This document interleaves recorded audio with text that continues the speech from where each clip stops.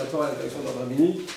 On a vu la différence entre le poisson et le lait, qui est interdit à cause du danger que cela suscite.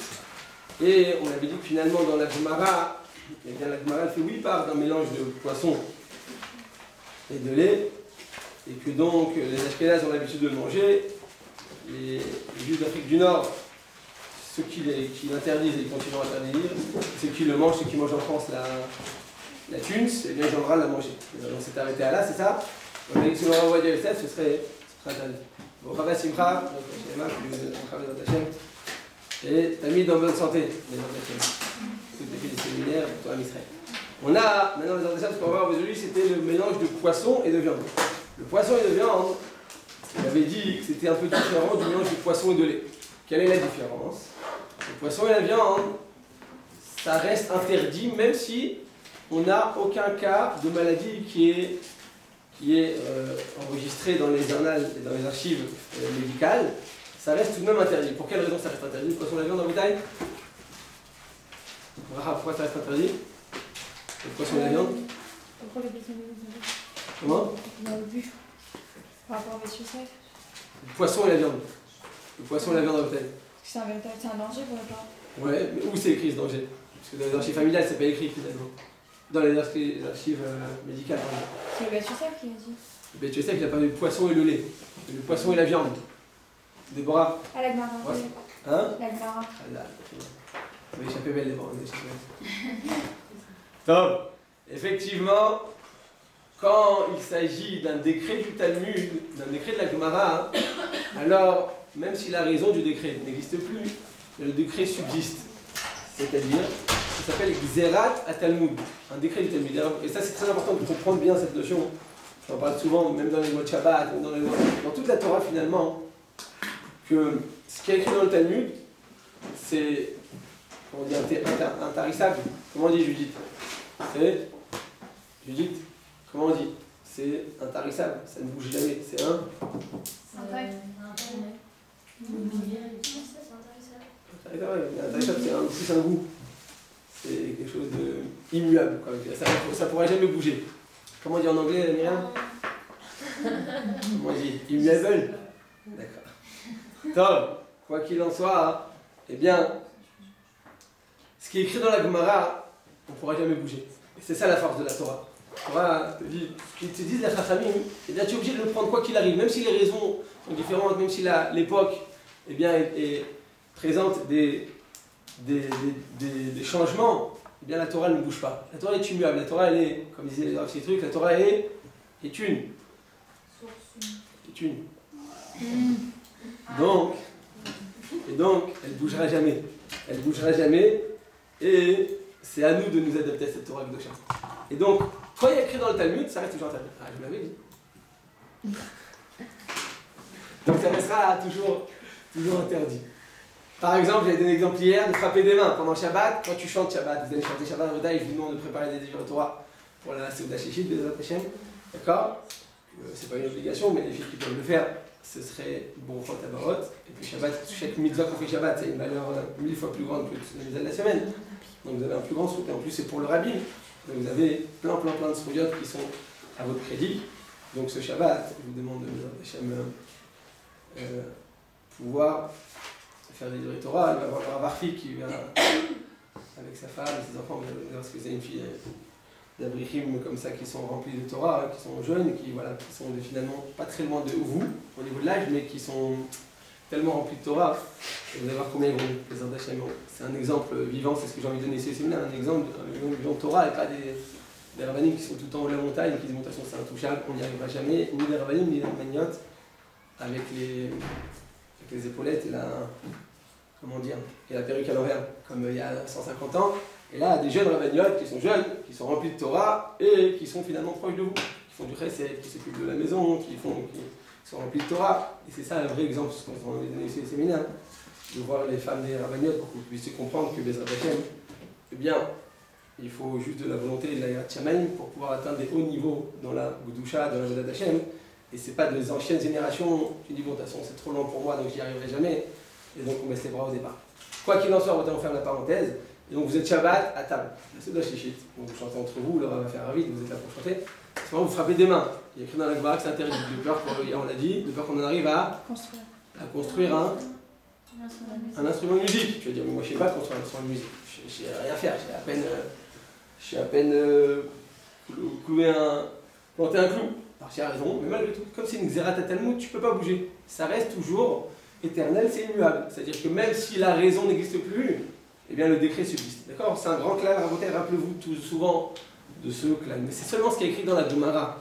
Quand c'est pas écrit dans la Gemara, alors tu peux changer. Par exemple, il y avait le Rav Mazouz. C'est Rabbi Meir Mazouz de Nebrak. Et son père il s'appelait Rabbi Matziach Mazouz. C'était un grand Talmid Chacham à Tunis. Il était Dayan, et il avait une fonction d'État. Il était Dayan, et en plus il était juge de l'État. D'accord, il utilisait sa chorma. Et à un moment, il y a eu un Beddin devant lui, il a donné raison à un arabe, il a donné tort à un arabe, à un rachat, et il s'est levé, il l'a tué. Il a été retiré à photo comme ça de manière cruelle, et c'est un très grand Talmid Chacham. Il a écrit un livre qui s'appelle Ishmael. Et dans ce livre, il écrit, à l'époque, il y avait une montre qui s'appelait une montre quartz. Vous savez quoi une montre quartz? Comme, je sais pas, je vois pas, mais vous savez c'est quoi une montre quartz? D'accord, comme ça, avec un écran. Et alors, eh bien ça venait de sortir, donc il y a 30 ans, 40 ans, et alors, il y avait une fonction, c'était la lumière. D'accord, la lumière, c'était une fonction très moderne, c'est comme dans les téléphones cachers, une des seules fonctions modernes, c'est la lumière. D'accord, c'est le truc, waouh, c'est la lumière, t'es super moderne, t'es dans le coup, comme qui dirait. Eh bien, dans sa montre, il y avait une lumière. Et alors, Mazouz a dit qu'on n'a pas le droit de porter cette montre pendant Shabbat. Pourquoi? De peur qu'en pleine nuit, tu oublies que c'est Shabbat. Enfin, tu te lèves en pleine nuit, tu vas boire de l'eau, tu es un petit peu étourdi. Et tu veux regarder la montre, parce que tu veux te lever net, tu veux te lever tôt en pleine nuit. Enfin, être là, comme vous toutes. Ouais. Dans mes rêves. Vous avez toute à 5h du matin pour être là. Et à ce moment-là, eh bien, tu vas appuyer sur le bouton pendant Shabbat. Donc, il y a Mazouz, il dit tu n'as pas le droit de porter cette montre quartz, de peur d'appuyer sur le bouton de lumière pendant Shabbat.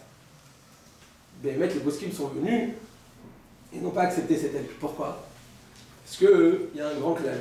Et ça, c'est un deuxième principe qui va compléter ce que j'ai dit précédemment. D'un côté, la xéra du Talmud, un décret du Talmud, il est immuable. Quelles que soient les raisons, quels que soient les changements, eh bien, le décret subsiste. C'est une chose. Et à côté de ça, un Beddin, à notre époque, n'a pas le droit d'instaurer de nouveaux décrets. C'est-à-dire que les xérotes, c'est juste à l'époque du Talmud qu'on a le droit de le faire. Nous, on n'a pas le droit d'inventer de nouveaux décrets, c'est pas possible. Un nouveau Beddin, des Dayanim, des grands Talmidei Chachamim ne peuvent pas, inventer ou rajouter de nouveaux décrets. Ce qui est écrit dans la Torah, c'est interdit. Ce qui n'est pas écrit, ou ce qui est écrit dans le Talmud, c'est interdit. Ce qui n'est pas écrit, ça reste parfaitement permis. Et tu ne peux pas venir et dire non, j'ai peur que. C'est toujours cette crainte que, ça s'appelle une barrière. Ça, c'est les Chachamim qui le font. Les Chachamim Talmud, ils disent on te met une barrière, ne fais pas telle chose de peur que. Il y a un écart. Alors cette barrière-là, à l'époque du Talmud, on pouvait le faire. Mais nous, notre Beddin, comme la Chokhma, de génération en génération, malheureusement, la Chokhma, eh bien, elle va en diminuant.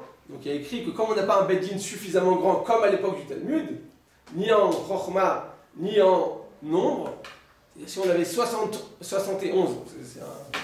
Beddin, d'accord? Si on avait 71 Sanhedrin, grands comme Rav Ovadia Yosef, et comme Rav Eliashib ensemble, alors oui, peut-être qu'on aurait pu faire quelque chose. Mais quoi qu'il en soit, qu'on n'en a pas 71, et même si on en a, ils n'ont pas la même chorma que l'époque du Talmud. Pas parce qu'ils n'ont pas le niveau, mais parce que tout simplement les générations vont en se diminuant dans la chorma de la Torah. Donc, ils n'ont pas la possibilité, la capacité et le droit d'instaurer de nouveaux décrets. Ça s'appelle en hébreu En Gozrin Gzerot Radashet. D'accord? Je vous l'écris en hébreu, parce que ça, c'est un principe important dans toute la halachot qu'on va faire tout au long de l'année. C'est un principe qui est important. En Gozrim Gzerot Radashet. D'accord? Ça, c'est le deuxième principe que je viens de vous dire. Et le premier principe, d'accord, j'ai commencé par le deuxième. Le premier principe, c'est Afalpi Shebatel Ata'am Afalpi. On peut écrire en racheté votre en interprétation comme ça, Afalpi. Bien que Batel Ata'am, d'accord, bien que la raison a été annulée, Akzera, Lo Betela Akzera. Lo Betela Akzera. C'est-à-dire bien que la raison du décret n'existe plus, ne s'applique plus à notre époque, malgré tout, le décret subsiste. Il existe quand même à notre époque. D'accord, Botay? Donc on a deux principes qui sont complémentaires l'un de l'autre. L'un c'est dans le positif, l'autre c'est dans le négatif. C'est-à-dire que d'un côté, ce qui est écrit dans le Talmud, on ne peut pas bouger. Comme j'ai dit hier, tu montes et tu descends, tu ne touches pas ce qui est écrit dans le Talmud, ça reste toujours interdit. Mais à côté de ça, En Bedin, En Gozrim Gerot. Un Bedin à notre époque ne peut pas inventer ou instaurer de nouveaux décrets. Alors selon ça, à Botay, je vous pose une question très méchante. Comment ça se fait?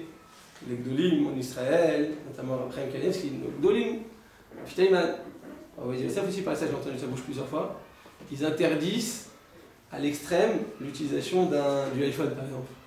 C'est écrit dans le Talmud, c'est l'iPhone. Comment ça se fait qu'ils l'interdisent? Je viens de dire que N Gozrim, zéro. Khadashot, on n'a pas le droit de décréter de nouveau. Vous avez mangé une dafina ce midi ou quoi? Vous êtes sur le point de un oreiller? Stop, ça oui, Maranan. ברוך אתה אדוני אלוהינו מלך העולם שהכל נהיה בדברו.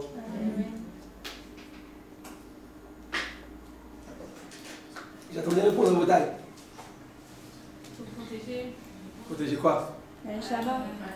La Neshama. C'est un grand mot, ça dit donc. Vous pouvez faire des grands discours sur la place publique. Non, parce qu'il y a écrit dans la Torah qu'on devra se préserver. C'est-à-dire?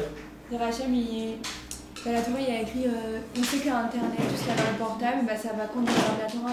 Parce que la Torah nous dit de nous préserver dans plein de niveaux. Et ce qu'il y a à l'intérieur, c'est tout le contraire. Ce qu'on va retrouver dans Internet, c'est le contraire. J'entends ce que vous dites, c'est logique, c'est vrai. Simplement, on a quand même un principe.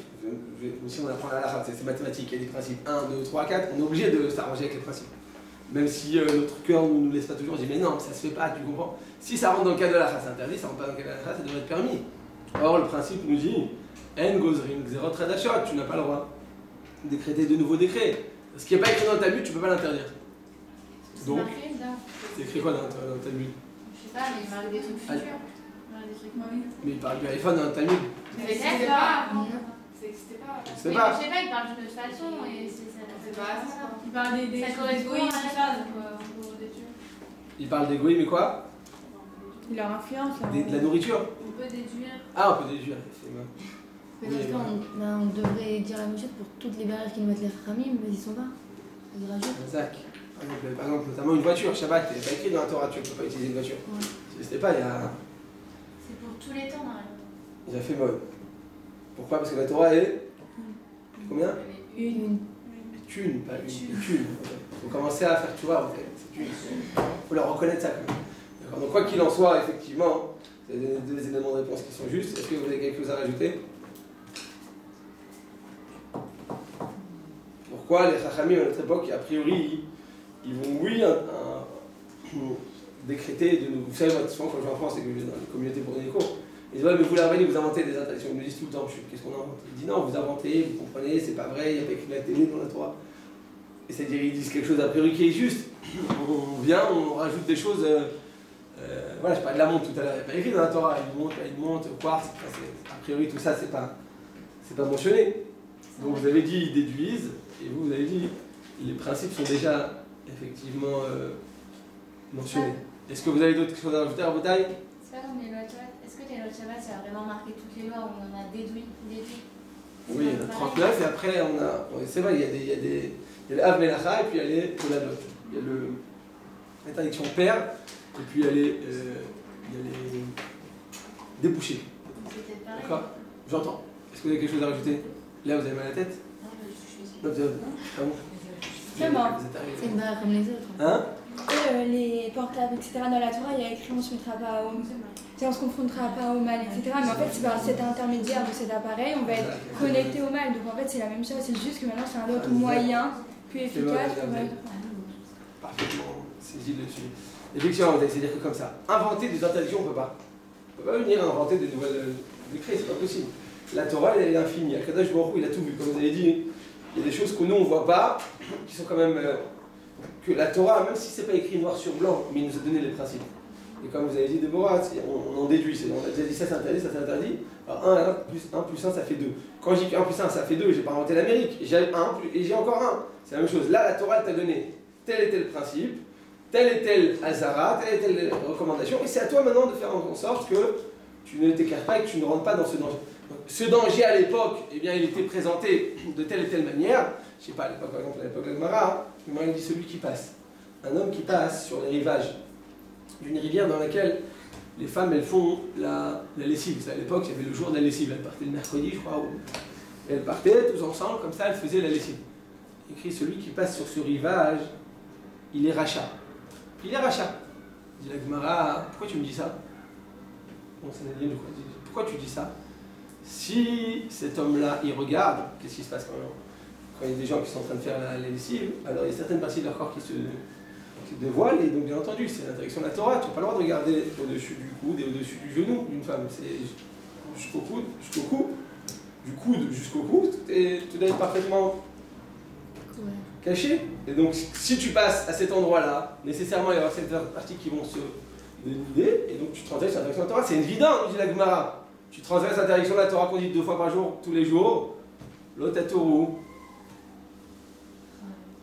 Haré. Vous voulez mettre une petite musique derrière comme ça? L'otatoru haré haré enechem. Tu n'as pas le droit de te laisser dévoiler et détourner par ton regard. Donc c'est l'interdiction de Horaïta. Je te dis la Gemara, hein, c'est normal que c'est un rachat cet homme-là. Il est passé par un endroit dans lequel il a vu des visions interdites. Donc c'est Vadaï que c'est un rachat. Je dis la Gemara, non, c'est un rachat même s'il ne regarde pas. Oui, je répète. C'est un rachat même si cet homme il ne regarde pas, il détourne son regard. Il ne regarde pas, il tourne la tête. Je ne sais pas si vous avez vu des fois à l'aéroport. J'ai déjà vu comme ça des hommes de Breslev. Souvent, c'était sur des recettes que je les mentionne. Et il marchait comme ça, les yeux fermés, et il y a quelqu'un qui lui tient la main. Vous avez déjà vu ça? Il marche les yeux fermés, pendant le moment où il est à l'aéroport, et quelqu'un lui tient la main, il marche comme une personne qui fait ça, parce qu'il se dit qu'à cet endroit, et souvent, voilà, les gens ils vont voyager, ils s'habillent de manière très légère, et il y en a qui vont dans des pays chauds, donc déjà, ils se préparent déjà au soleil des tropiques. Bon, alors, bref, à cause de ça, l'homme il ferme les yeux. La Gemara, même si cet homme-là, donc il s'est bandé les yeux, et il marche sur les rives de cette rivière dans laquelle ils vont faire la lessive, dit la Gemara, cet homme-là c'est un rachat. Je répète, si vous avez bien saisi ce que j'ai dit, cet homme-là marche avec les yeux bandés, et c'est quand même un rachat. C'est un rachat. Il n'a rien fait, le pauvre, il n'a rien vu. Il a les yeux fermés, il y a un chien pour aveugle qui lui fait passer le rivage, qui ne va rien voir du tout. C'est quand même un rachat. Pourquoi c'est un rachat, dit la Gemara? D'après vous? Parce qu'il agit quand même, il est quand même astreint. Mais qu'est-ce qu'il fait là-bas? Qui quoi? Qu'est-ce qu'il fait là-bas? Il peut entendre des voix. S'il n'a pas besoin d'aller là-bas. Les voix, moi aussi j'entends les voix. Mais il est quand même dans l'action, il fait quand même l'action. Quelle action? Il y a un chien pour aveugle qui le fait marcher. Mais s'il n'a pas besoin d'aller là-bas, pourquoi Parce que les décrets, c'est C'est le fait qu'il est là-bas, ça prend un risque. S'il a besoin, oui, mais pas ça. Il prend l'influence sur ton genre. Il a fait mieux. J'aimerais dire ce que vous dites, vous aurez pu écrire le ma, pourquoi la carotte avec ce que Dieu vous bénisse. J'aimerais dit, s'il y a un autre chemin, tu dois aller de Paris à Rouen, et que tu es obligé de passer par cette rivière, alors effectivement, il n'y a pas d'interdiction, tu n'as pas le choix, tu dois passer là-bas. À ce moment-là, tourne ton regard, baisse les yeux, essaye de penser à autre chose. Fais en sorte que tu te détournes de ces mauvaises visions. Et si tu te détournes de ces mauvaises visions, tu accomplis la Torah, tu accomplis le mitzvah de la Torah. Il a écrit Rabbeinu Zalman, il a dit, il écrit qu'une personne qui a une mauvaise vision dans la rue, se dit ouais, pourquoi j'ai regardé, pourquoi j'ai échoué, pourquoi j'ai tourné la tête, il s'en veut.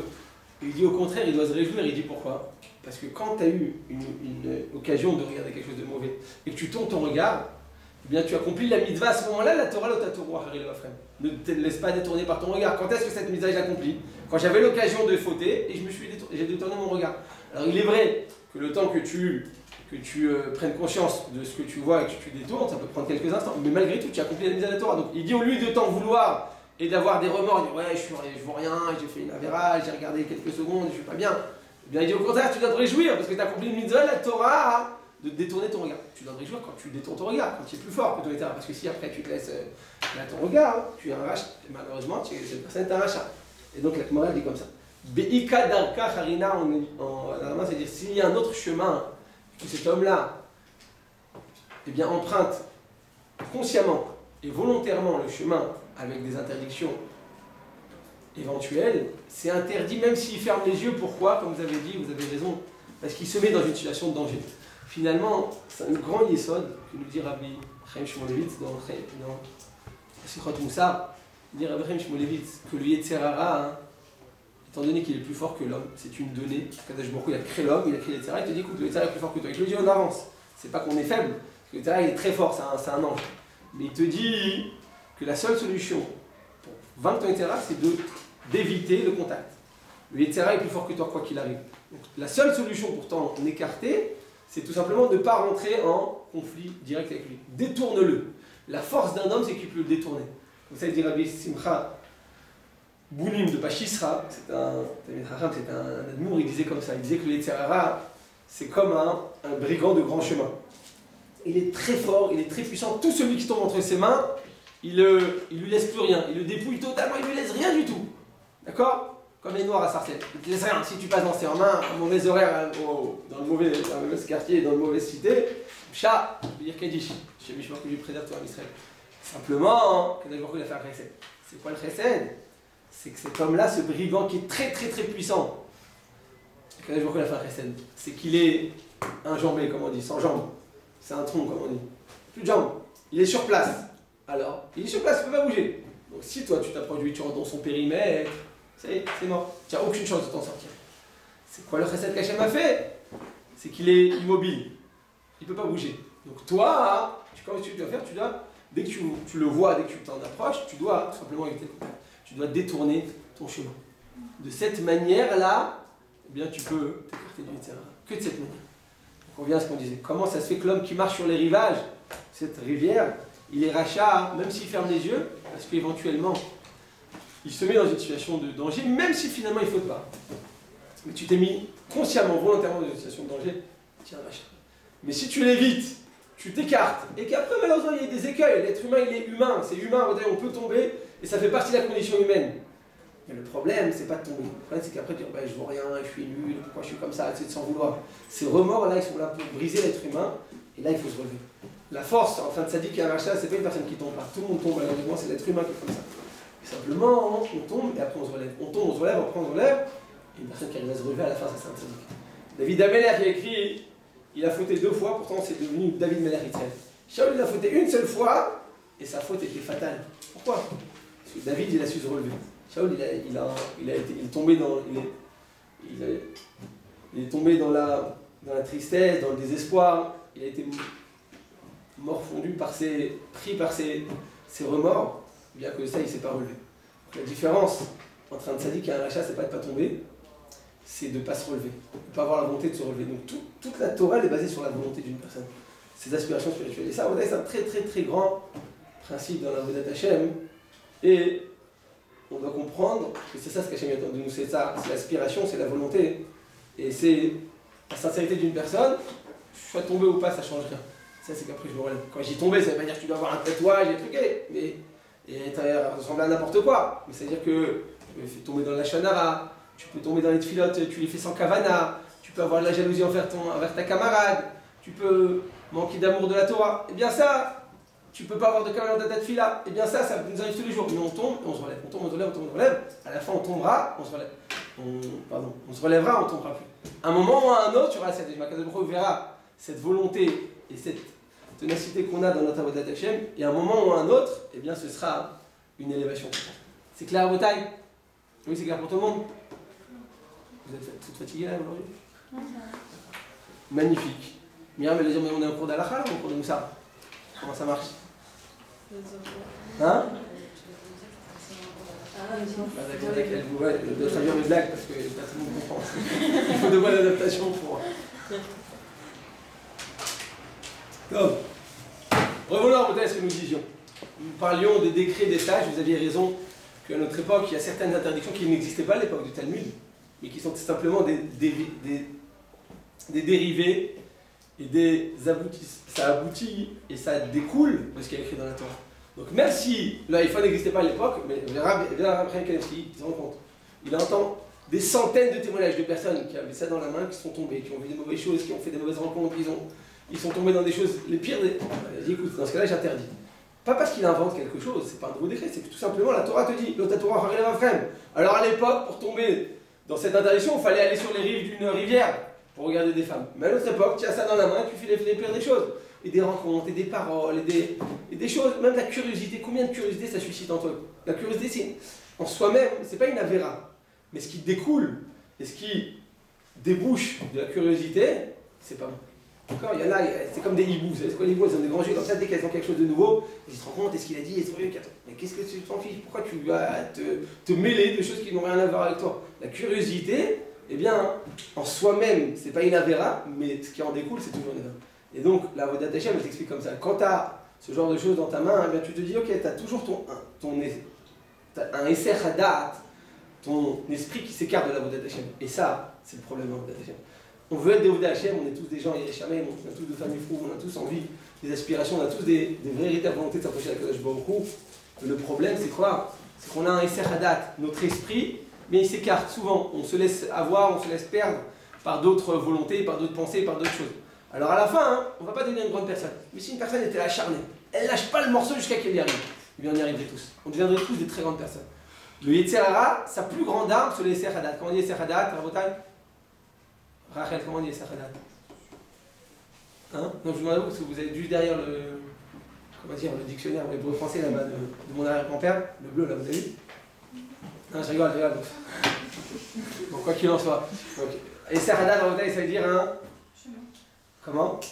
C'est penser à autre chose, c'est-à-dire avoir son esprit détourné. Ne pas être un acharné, comme on dit l'inverse. Ne pas être l'inverse de l'assiduité. Et Serdat, vous savez pas c'est quoi les Serdat? Dans la tefila, tu fais les Serdat, tu penses à autre chose. Au Délia, c'est quoi les Serdat? Voilà, c'est très important de comprendre ça. C'est dans toute la Torah, on a ça, les Serdat. Même dans les brachot, on a ça. Quand tu fais les Tchatedé, il ne faut pas faire les Serdat jusqu'à que tu fasses moti. Parce que tu penses à autre chose, tu dois en faire les Tilat. L'esprit ailleurs. Ouais, c'est-à-dire se laisser détourner, mais je cherche un mot plus soutenu quand même. Comment? Pas d'idée, non. Déconcentré. Ouais, déconcentré. Mais oui. Bon, vous avez tous compris le sens, mais cherchez un mot que M. Robert, il aurait été fier de moi.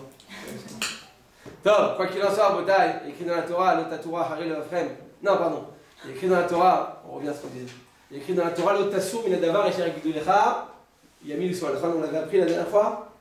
Que chaque fois que tu accomplis une mitzvah des Rabbanan, tu accomplis aussi une mitzvah de la Torah. Il y a écrit dans la Torah quoi? Lo tasur, minadavar, asher, yagidu lecha, yamin ou smol.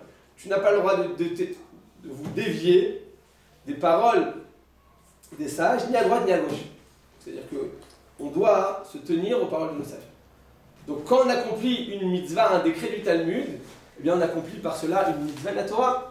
De l'otassour, mais d'abord, tu ne t'écarteras pas de ce que les Chachamim t'ont interdit, ce que la Torah t'a interdit. Or, quand tu ne manges pas donc du poisson et de la viande en même temps, eh bien tout simplement, tu accomplis d'abord une mitzvah, la Torah, d'écouter ce que les sages t'ont dit, comme c'est écrit dans le Talmud, donc on accomplit une mitzvah de la Torah. Deuxièmement, il y a certaines maladies qui sont mentionnées dans le Talmud, c'est vrai qu'il n'existe plus à notre époque. On avait dit que le poisson et la viande, ça entraîne quelle maladie la maladie? La lèpre. Or, la lèpre à notre époque, depuis, à part dans les bidonvilles là-bas au Brésil ou dans les pays du tiers-monde en Afrique, mais bien dans les pays développés, au Hachem, chez l'Oneda, il n'y a plus de lèpre. Et donc, comme il n'y a plus de lèpre, tu vas dire, bon, c'est bon alors. Tu vois que la raison du Talmud, la raison du décret a été annihilée. Et donc, si elle n'existait plus, la raison, donc le décret doit être aussi annulé. Je te dis non. Le premier principe, il dit quoi? Afalpi chez Batel. Même si la raison du décret n'existe pas, n'existe plus, eh bien, comment? La malédiction, elle est toujours là. La malédiction? Non, le fait de manger. Vous avez trop lu Harry Potter quand vous étiez vous. Il n'y a pas de malédiction dans la Torah avec la bracha, simplement là. Le décret, c'est le décret des sages, ils te disent tu n'as pas le droit, tu dois garder. Tu dois aller jusqu'au bout des paroles des sages, même si a priori, apparemment, la raison n'existe plus. C'est-à-dire que les Chachamim, il faut savoir, ils ont toujours raison, mais on ne le voit pas toujours. Que, malheureusement, des fois, il y a des maladies qui se dévoilent des dizaines d'années plus tard. Et à notre époque, on entend tellement des nouvelles maladies. À chaque fois qu'Akadosh Baruch Hu envoie sur le monde des maladies incurables et tout le temps des nouveaux trucs. On rappelle quand il y a eu la vache folle, après il y avait eu le truc des oiseaux, là, comment ça s'appelle, les trucs avec les poulets, là, il y a 10 ans et 15 ans, je sais pas si. Vous vous rappelez de ça? On n'a plus le droit de manger des... Vous vous rappelez pas? Du poulet. Bon, bref, je mais après, ça a été avec les œufs, après, toute la grippe aviaire, toutes sortes de choses comme ça, de maladies, des nouvelles maladies. En réalité, c'est vrai que la lèpre n'existe plus. Mais simplement, eh bien, il y a certaines maladies qui se dévoilent, qu'on découvre à chaque fois. Et donc, certaines maladies sont susceptibles de se déclarer à long terme. D'accord? Et donc, même si tu ne le vois pas immédiatement, il faut savoir que ça reste tout l'intérieur. Donc, on a dit deux raisons pour lesquelles on n'a plus le droit de manger de la viande et du lait, et du poisson, pardon. Parce que d'abord, c'est un décret du Talmud, et puis tout simplement, il y a certaines maladies qui se dévoilent seulement à long terme. D'accord? Alors, vous allez dire, dans ce cas-là, en revenant à ce qu'on a dit hier, entre le mélange de poisson et de lait, tu veux manger donc une pizza au saumon, mabaya, saumon et lait, d'accord? Saumon et fromage, ben a priori, comme a dit le Beth Yosef, ça doit être un danger. Donc si c'est le Beth Yosef qui l'a écrit, tu as accompli la misa, quoi, l'otasso, minaïdavar, esharigidolecha, yamin, ou small, tu n'as pas le droit de t'écarter par des sacs. Pourquoi tu dis qu'à notre époque c'est différent? Et on pourrait éventuellement manger une pizza au thon pour les Tunisiennes et au saumon pour les Marocaines, pour les Algériennes, pardon. D'accord? Pourquoi ce serait différent a priori? Entre le poisson et le lait, et la viande et le poisson. Parce que la Gemara l'interdit pas. Parce que la Gemara l'interdit pas. Donc, quand la Gemara en fait part explicitement, donc le poisson et le lait, c'est permis. De la Gemara, est-ce que le poisson et la viande, ça reste interdit? C'est clair à vos tailles? Alors vous allez dire, pourquoi le Beth Yosef, il en fait pas? Ok, donc c'est pas dans le Talmud, donc c'est bon. Mais nous, on a accepté sur notre parole du Shulchan Aruch. Qui balou alen ou en Rot Maran, le Shulchan Aruch, ce qu'il écrit, c'est ça la vérité.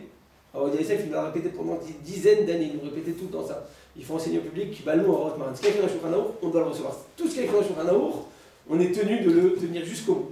Et ça, on doit se renforcer encore plus dans ça, parce qu'on vient tous de France, et en France, la plupart des communautés, c'est tenu à la Banim Ashkenaz, donc très souvent, on faisait des halachot comme les Ashkenaz. Très souvent, que ce soit pour la bracha de bougie de Shabbat, que ce soit pour la bracha du mikvé pour les femmes qui vont au mikvé, que ce soit pour la bracha, justement pour le poisson et le lait. Il y a plein de choses que les Ashkenaz font, qui sont ou mahmiri, ou qui disent que nous on faisait comme eux, ou les périls, quelque chose comme ça. Donc tu vois que, a priori, eh bien nous on avait peut-être un minag différent. Et bien dans les Yosef, il était tout le temps qui balno allez nous, au Raot Maran. Le Shulchan Aruch, on l'a reçu sur nous. Nous, nos ancêtres et nos grands ancêtres, on a toujours reçu sur nous les paroles du Shulchan Aruch. Alors même si après, c'est avec ces 50 dernières années, une grande influence ashkénaze en France, parce que c'est normal, c'est qu'ils sont venus après la Deuxième Guerre mondiale et qui ont enseigné la Torah, mais malgré tout, Yosef revenait toujours sur cet enseignement qu'il faut toujours renforcer les paroles du Shulchan Aruch. Le Shulchan Aruch, c'est immuable, ça ne bouge pas. Et donc là, tu veux que le Beth Yosef, il a interdit le poisson de lait. Donc s'il a interdit, comment ça c'est que maintenant j'ose le permettre? Vous allez dire j'ose le permettre parce que c'est très bon. Quand on est habitué à la pizza au saumon, elle est très bonne. Donc on est obligé de trouver des solutions, c'est ça? C'est ça, Rabotai, la véritable raison? Hein? Non. Ah, c'est quoi la véritable raison? C'est pas pour le décret qu'elle a appliqué. Comment? C'est un pour le décret. Quel décret? Non. Comment? Le décret, non. Que quoi? La Gemara dit quoi? Que c'est permis ou c'est interdit? Le poisson et le lait? C'est permis. Permis. Permis. Donc comme le Beth Yosef, c'est le seul à en avoir fait part de cette interdiction, donc il s'avère qu'en réalité, apparemment, le Beth Yosef, il a mentionné cette interdiction. Si on dit que c'était pas une erreur de frappe, rappelez, on a dit que la plupart des poskim disaient que c'était une erreur de frappe. Mais même si tu dis comme le Rav Yosef, c'est pas une erreur de frappe. Alors pourquoi il a mentionné ça, le Beth Yosef? Parce que l'avis médical de son époque, il y a 500 ans à Tzfat, effectivement, ils avaient peut-être enregistré des cas de maladie. Il faut savoir que, je répète, la dernière fois il avait dit que les maladies, quand c'est juste un décret médical, alors il faut aller selon l'avis le plus exact, le plus précis et le plus moderne. À notre époque, la médecine s'est tellement développée qu'il s'avère que la médecine à notre époque elle est beaucoup plus exacte qu'avant. Donc, si tu dis que la seule raison pour laquelle le Beth Yosef il a interdit, c'est pour des raisons médicales, donc demande à un médecin. À notre époque, vérifie dans toutes les archives médicales, et tu verras.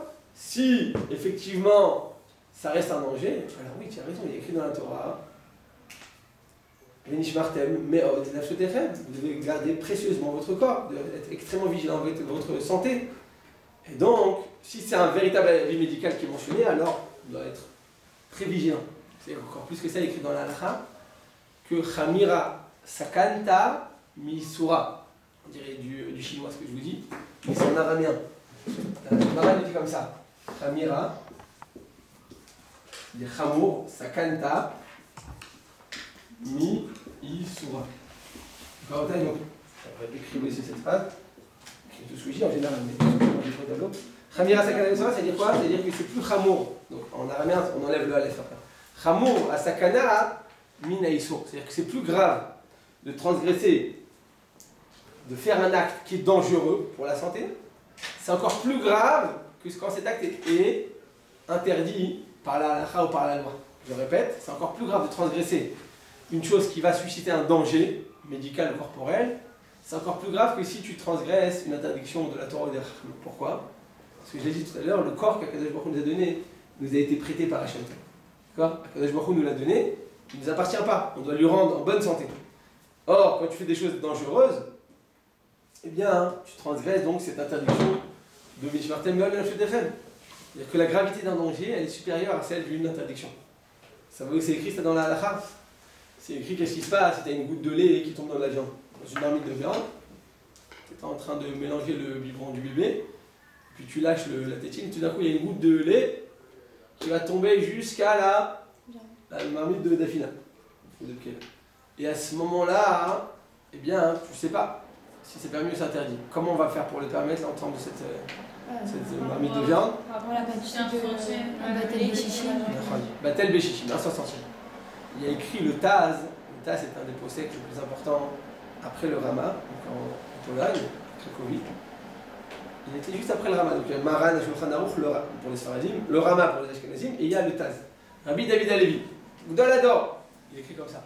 Il écrit s'il y a une goutte de viande, de jus de viande qui est tombé dans une marmite de poisson, d'accord? Donc, vous allez dire quoi? Donc le même cas de figure, une goutte de la soupe de viande qui est tombée dans la marmite de poisson, d'accord? Le même cas de figure que j'ai dit précédemment entre la viande et le lait, le même cas de figure entre le poisson et la viande. Quelle va être la halakha? Batel Béchichim aussi. Batel Béchichim, après on a dit Batel Béchichim parce que Shishim, un 60e, c'est la transmission de goût, donc il n'y a plus de goût après un 60e. Vient le il te dit non. Pourquoi non? La viande elle est plus forte. Le Khamira, c'est encore plus grave. Le danger, c'est encore plus grave que l'interdiction. Bassar Bechalav, c'est interdit pourquoi? Parce que c'est une halakha. D'accord? C'est un issour. Mais poisson et viande, c'est interdit pourquoi? Parce que c'est un danger. Comme c'est un danger, donc c'est même pas Batel Béchichim. Vous avez compris en bouteille? En quoi Khamira Sakanta en quoi le issour il est plus grave que la sakana est plus grave que l'interdiction? Vous avez compris en quoi? C'est qu'il n'y a même pas Batel Béchichim. Je répète, ça c'est l'avis du Taz, Rabbi David Halevi. La halakha lema assez, on va le permettre à un sens social. Mais c'est juste un exemple pour comprendre en quoi c'est plus grave un danger qu'une interdiction. Est-ce que c'est clair en bouteille? Selon ça, revenons à nos poissons et notre d'accord, notre pizza au fromage, au saumon, pardon. D'accord? Donc, qu'est-ce qui se passe? Il s'avère que donc le Beit Yosef a mentionné cette interdiction. Mais on a dit que c'était juste un avis médical. Or, quand eh bien, on a une divergence sur une opinion médicale, qu'est-ce que tu fais? Tu dois aller selon l'avis le plus exact. D'accord? À notre époque, on est bien d'accord à notre époque où il y a 500 ans, eh bien, la médecine à notre époque est beaucoup plus développée. À l'époque, je sais pas, tu avais un doigt enflé, tu te coupé, pour être sûr que ça fasse pas. Et ainsi de suite. C'est-à-dire qu'ils étaient c'est très archaïque, on va dire. Au niveau de la philosophie, je pense que les philosophes qui sont beaucoup moins. Au niveau de la médecine, encore, eh bien, ça va en augmentant. Et donc, comme à notre époque, la vie médicale est plus exacte, eh bien, on devra s'y référer. D'accord? À l'époque, donc, quand j'avais écrit cette réponse, et j'en avais parlé aussi par l'intermédiaire de Rabbi Yosef, eh bien, on avait envoyé la question au directeur général de l'hôpital Shaare Zedek, ici à Bagan. On lui avait demandé est-ce qu'il y a eu, dans l'histoire de l'hôpital Shaare Zedek, 40 ans, 50 ans, est-ce qu'il y a eu un cas de maladie qui a été enregistré parce qu'une personne mangeait du poisson et de la viande? Qu'est-ce qu'il a répondu, d'après vous? Il y avait un cas de quoi? Est-ce qu'il y a un cas de maladie qui a été enregistré avec une personne qui a mangé du poisson et de la viande? Un mal de ventre, je sais pas, une maladie, je sais plus, sur 50 ans, donc c'est... D'après vous? Le poisson et le lait. Il y a eu un. D'accord? Donc est-ce qu'une personne en mangeant une pizza au saumon, est-ce qu'elle est tombée malade? Il a répondu quoi? Non. Non, il a dit non. Il n'y a jamais eu aucun cas de maladie. Je vous l'ai dit, hein, parce que si tu dis qu'il y a eu des cas de maladie, c'est-à-dire que quoi? On a dit que pour les Ashkénazes c'était parfaitement permis. Pour les Sfaradim, selon Rav Essas c'est permis, selon Rav Yosef c'est interdit. C'est-à-dire que selon, si tu dis qu'il y a eu des cas de maladie, c'est-à-dire quoi? Que les Ashkénazim ils n'ont pas été malades et les Juifs d'Afrique du Nord ils n'ont pas été malades et ça a été que les Juifs Sfarad d'Israël qui sont tombés malades. C'est pas quelque chose de logique, donc il dit, mais il n'y a jamais eu aucun cas de maladie qui a été dans les archives de la médicale en Israël et dans le monde. Donc en conclusion, à Botaï, une personne qui voudrait manger une pizza au saumon aurait le droit de continuer à le manger si elle le mangeait en France. Si en France vous étiez Mahmira, parce que votre père il est Mahmira, parce qu'il fait comme Rav Yosef, continuez. Pas de raison de laquelle. Mais si vous le faisiez en France, vous, vos parents, vous faisiez comme les Rabbanim Ashkenazim qui le permettent, c'est un avis partagé par tous les poskim Ashkenazim, et que vous pouvez continuer à le faire, dans ce cas-là, eh bien, il n'y aura aucun problème de le faire. Je répète, si vous avez l'habitude de le faire, si vous avez l'habitude de l'armir, alors continuez, c'est bien. Mais sinon, une personne désire le manger, eh bien, bon, mais ça m'a répondu comme ça, il m'a dit, tu le réponds, celui qui pose la question, tu le réponds à voix haute, comme ça il m'écrit dans le livre, et comme ça il m'avait répondu. Tu le réponds à voix haute, c'est permis. Et si maintenant il a la superstition, il dit non, je vais tomber malade, j'ai peur de. Et dit si, il pense que ça, il a des angoisses, donc autant lui interdire. Ok, à votre taille.